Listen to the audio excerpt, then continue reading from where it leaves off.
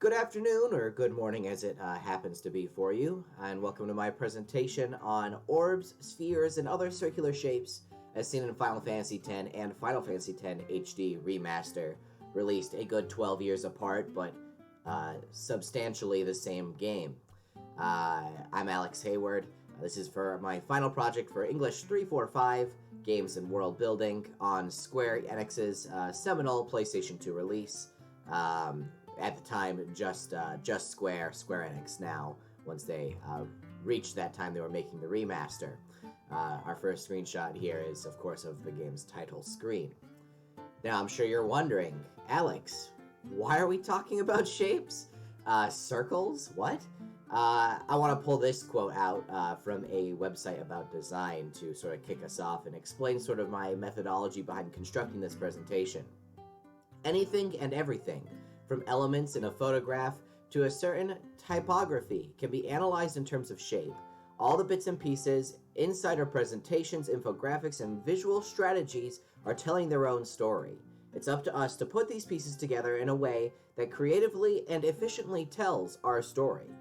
And this is sort of where we sort of tie these ideas of shapes into world building. Every shape selected by an artist, designer, even sometimes the programmer, when they have to sort of take the reins, typically plays to some element that they are trying to tell you about the story. Some element about the character, maybe, or the item that the characters are interacting with. And you can see this in all forms of media, but I'm going to explain today specifically how those ideas impact Final Fantasy X. A few sample shapes that, typically have these kind of meanings, right, are your geometric simple shapes. Squares, triangles, circles, and polyhedrals, your 3D shapes, cylinders, and cubes.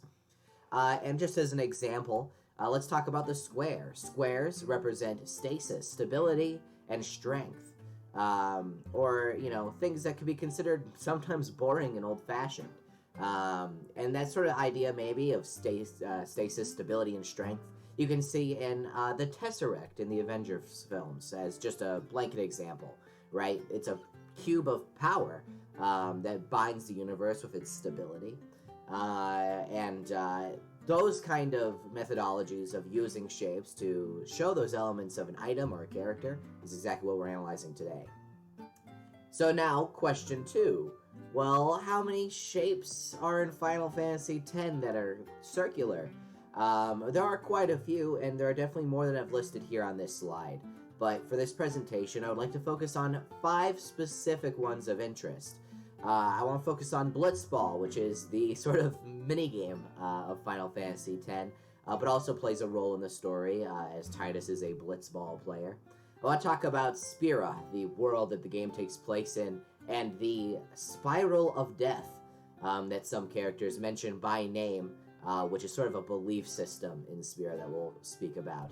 The Sphere Grid, which is Final Fantasy X's alternative methods of leveling up characters as opposed to traditional experience. Souls, which are an interesting element of the story we'll get into, that you can see basically at any point in the game. And last but not least, the symbols of Yevin and You Yevin, which are the religion of the world of Spira.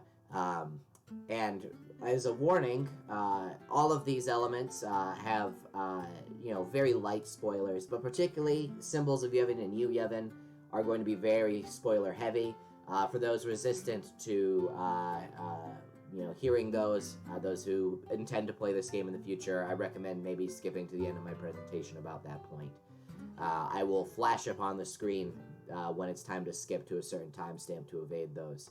Screenshot here is an iconic moment from Final Fantasy X's intro sequence, Titus staring over the cliff. Blitzball. Blitzball is an aquatic sport played inside of a sphere of water in which players attempt to score goals with a ball. So definitely 2 very spherical items there. And this is a great time for me to clarify that in most instances, a 3D version of a shape is directly parallel to its referent in terms of meaning. This quote here sums that up. Different forms with the same key shape features can operate as similar kinds of symbolic forms. Novel uses of symbolic forms are not extensions from cliché. So this quote sort of gives you this impression. All circles and orbs kind of hold similar meanings to each other. And that's an important point I wanted to prove with this slide. As we sort of go through some of the other examples of circles and spheres and shapes. But in this particular instance, I want to pull this specific meaning of circles in design. Circles have been used symbolically to communicate completeness, balance, and endlessness. And that last keyword is what I really want to bring attention to. You know, two of our protagonists are Blitzball players, one of which, Titus, is from the world of Xanarkand, and the other is Waka from, of course, Spira. And once Titus arrives in Spira, he's informed that Xanarkand has been gone for thousands of years. And yet the sport of Blitzball remains. It's endless, this passion for sport. There's also, of course, the element of balance. You know, it's a swimming sport. It requires maneuverability, balance of center, and you know, it goes to show that this shape was chosen, the Blitzball, in the big water sphere, to kind of convey those elements, and to show that Blitzball never dies, despite a giant time gap from Xanarkand to Spira. Moving on to our next slide, is, of course, Spira itself and the Spiral of Death. Spira is actually a pun off of spiral. I was a little back and forth on this for a while, thinking maybe Spira was a pun on the word sphere, but Spira is indeed a pun off of spiral, due to sort of how it's built in Japanese. It seems to be a closer word match. Although, of course, as you can see on the leftmost picture, the world of Spira isn't actually spiral in shape. So why is it called Spira? Why this reference to the word spiral? In the case of Final Fantasy X Mastery, is only achieved simultaneously with the unfolding of the imaginary history of Spira and the simulated memory of the characters. Quotes a book about this topic, about Final Fantasy X's world building. In Final Fantasy X, Spira in itself is almost like a character, as you sort of peel back the layers of who lives in it, and it's very deep and intricate history. You know, players are kind of enthralled by the element. They want to learn what happened to Spira, how did it get this way, and you know, in that sense, you want to look at Spira as that sort of element that binds the story together, and that makes it all the more important to understand how this spiral represents something. And this quote by O'Connor perfectly explains that. Spirals represent transformation, fertility, life, and death. They are creative, and due to their curved nature, also have a feminine feel. Spirals can be moved in clockwise or anti-clockwise directions, and can take you on a journey. They are free-flowing, boundless, and open. The spiral is a shape that can go on for eternity. This quote sort of shows the intention of naming Spira Spira. Spira is a land of great adventure. It feels endless, boundless, despite being on a rather linear world. But it's free, it's open, and it's a place of great adventure. Let's talk about now the Spiral of Death in Spira. This is a very interesting turning point in the game's story. About sort of midway through, Sir Orin gives this speech about the Spiral of Death in Spira. It reads, quote, "Summoners challenge the bringer of death, sin, and die doing so. Guardians give their lives to protect the summoners. The Faith are the souls of the dead. Even the Maesters of Yevin are unsent. Spira is full of death. Only sin is reborn, and then only to bring more death. It is a cycle of death, spiraling endlessly," is the quote directly from the game. You know, obviously, the word spiral is used by name in relation to Spira. So that sort of shows that connective tissue between what I'm talking about, and the game recognizes it. We were just talking, spirals mostly represent life, whereas this element of death coming in. And this quote perfectly exemplifies it. We talked before about how it can be clockwise or anti-clockwise. Sometimes, the symbolic interpretation of the spiral changes by its rotation direction.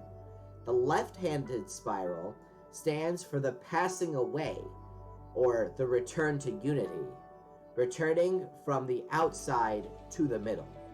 So Spira kind of has this very unique, very well thought out sort of double-edged meaning.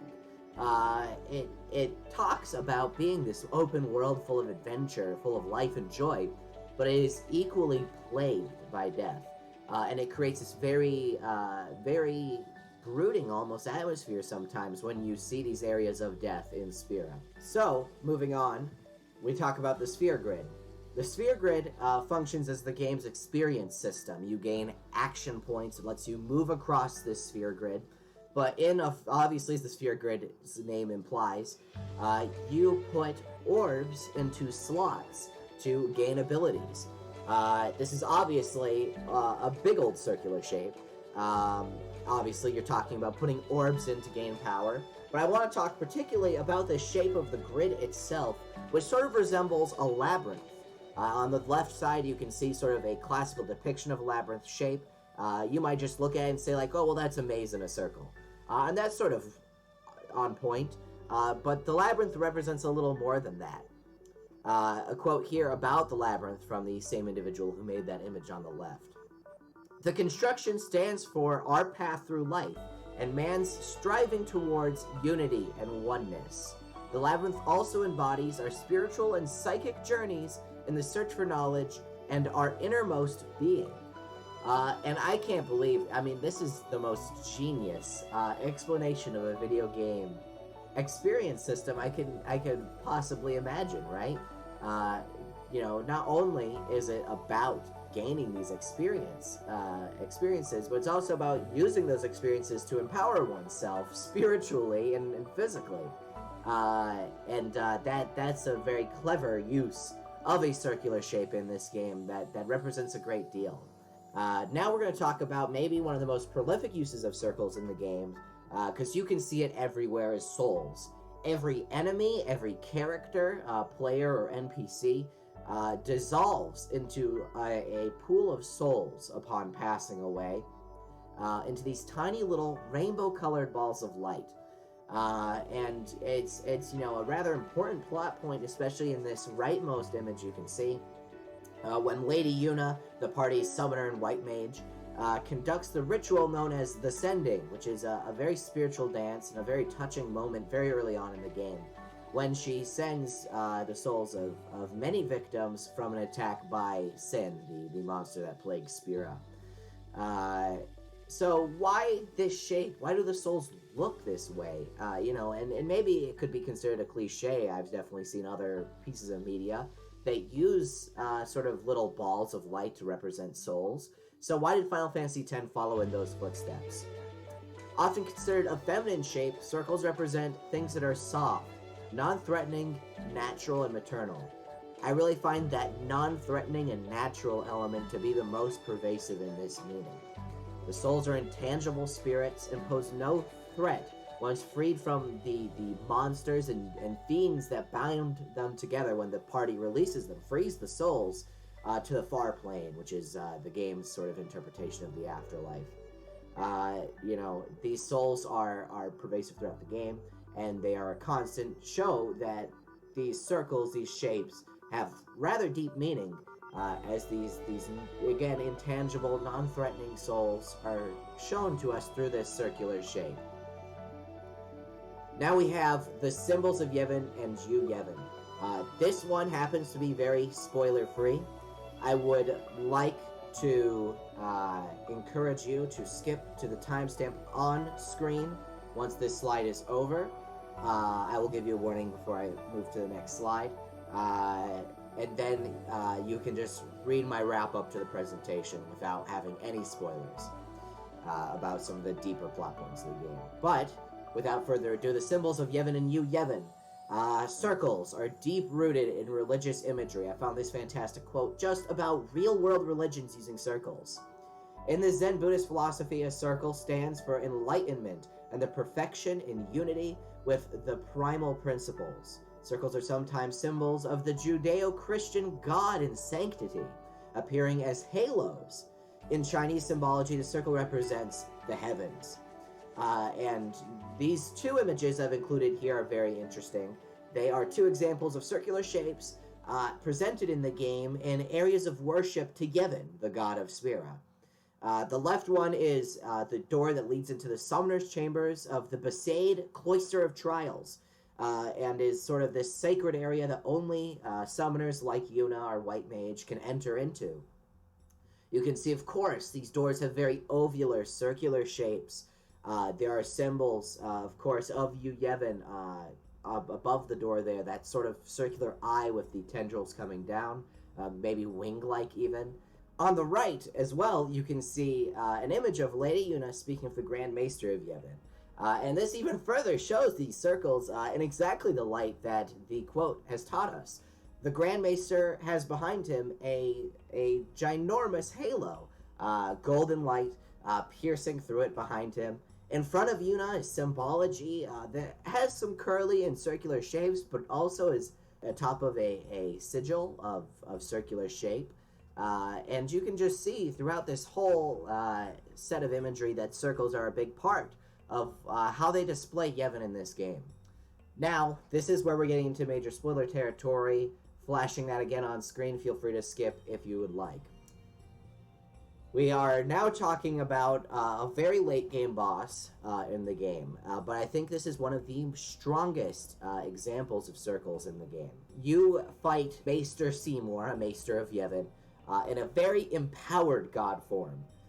He is surrounded by 4 circular shapes that you could just play off as merely circles, but I believe that they are a particular offshoot of circular symbols known as the Flowers of Life. I want to read this quote about the Flowers of Life, and feel free to look at, of course, the image of Flowers of Life on the left side. The basic structure of the sacred geometry and fundamental forms of existence and creation. As such, it eliminates blockage and establishes an unempowered flow of energy. The flower is considered to function as a portal to the acoustic records, a universal energy field which all existing knowledge and events are stored. This is such a unique symbol, and its meaning is so prolific. And you can see in this instance of the game, these symbols are being used to empower a character. It is very intentional, and it feels very, very well thought out. This is a very subtle way to let the players know that this is a threatening moment, that this man is empowered and has the potential to destroy you, making it a very exciting battle, and maybe arguably one of the most exciting in the game. Now, the final quote and the most important sort of conversation about the symbols of Yevin is, of course, how You Yevin, the god itself, is depicted in the game's finale. And his shape is kind of got that symbol that you've seen throughout the whole game imprinted on its face, but its actual body is rather ovular in shape, very much a parabola.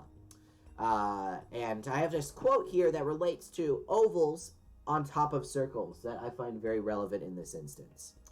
Due to their curved lines, ovals and circles are graceful and complete. They give a sense of integrity and perfection.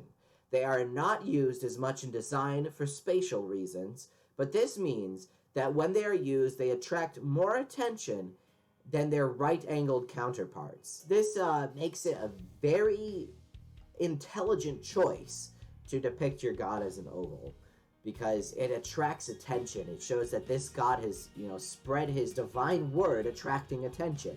And it's something that you can rarely see in design, right? Ovals are odd shapes. They're not thrown around a lot. So when you see an oval like this, it brings your eyes to it. It draws your attention. But on the other hand, where does this sort of connect with the religion element? I want to draw this quote about how religion is used in Final Fantasy X as sort of a baseline. Conflicts and feelings of superiority can arise when we use religion to denounce other ways of life. Final Fantasy X shows the consequences of blind faith and what happens when we do not question our beliefs. This god is depicted as this perfect form that brings attention, and our religious characters in the game, like Wakka, like Yuna, don't question the acts of their church until it sort of betrays them.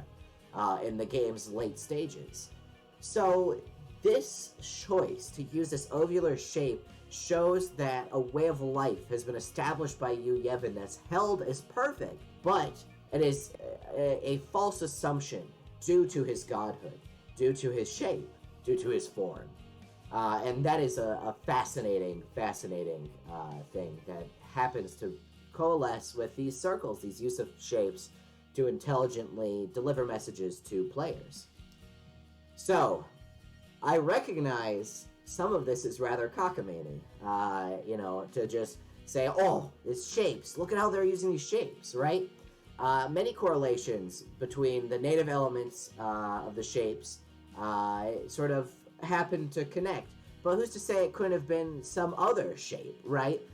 Who's to say I couldn't have picked out, the square shape on a character's belt to represent that they're strong, like we talked about back on slide 2. Even when I go into some of the deeper ones, like the Labyrinth or the Flower of Life, there is this idea that, I could have really picked any shape. But I want to present the concept that it's not just these individual shapes and these individual instances, but rather Final Fantasy X uses the shapes as a powerful motif throughout the whole game to sort of show a message. And the message is as follows, one of the meanings of the circle. Circles represent wholeness, a natural sense of completion. Titus as a character when he begins his journey is incomplete. He's sort of blinded by his fame in Zanarkand. He's sort of lost, both in terms of reality, not knowing what Spira is and why he's there, but also in terms of his life. And so is the other main characters. Yuna is very lost. She is doing what she does because it's what her father did, and isn't sure if it's her truth, her journey. As well as the character Waka, he is lost because his brother Chapu has passed on. He doesn't know how to continue, really.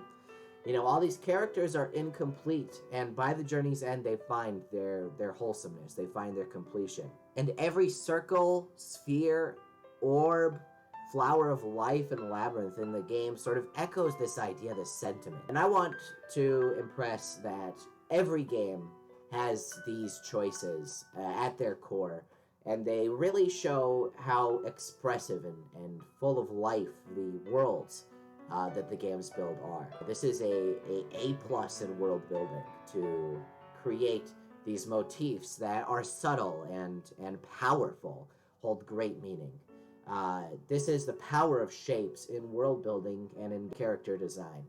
I want to thank you all for listening or watching or however you enjoyed this content. If you have any inquiries about my topic, my research, or my interests in Final Fantasy X after completing it, feel free to follow up with me at alex.d.hayward@gmail.com.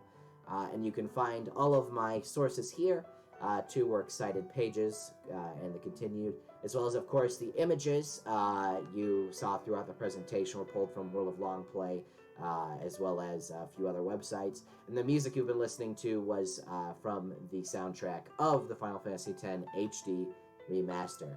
Thanks again for your time. I hope you enjoyed my presentation. I wish you a fantastic day and a wonderful summer.